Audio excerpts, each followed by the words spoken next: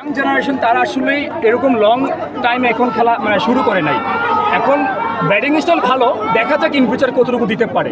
যেমন আপনি পূর্বে যদি সাংবাদিকের অনেক আলোচনা আসছে যে আমাদের সাকিব আল হাসানের বিপরীত আছে মেহেদি মিরাজ, দেখেন আছে কিন্তু 10-এর মধ্যে সে নাই, সে কিন্তু ব্রাঞ্চে বসে আছে। তো আমরা আসলে কাউকের উপরে দূর থেকে প্রত্যাশা করতে পারি না। দেখা যাক 22 গজের মধ্যে সে কতটুকু পারফরমেন্স করতে পারে, তার পারফরমেন্স রিপোর্ট করবে আসলে সে কতটুকু দিতে পারে।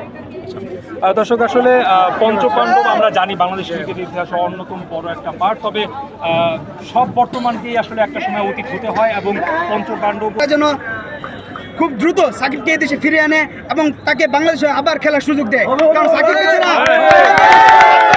একদম অচল। সাকিব ছাড়া এই 2 ম্যাচ তো জিতলেন, সাকিব বাংলাদেশ তো জিতবে, তাও অনেক কষ্ট হয়েছে। সাকিব থাকলে আজকে আরো 2 উইকেট পড়তো।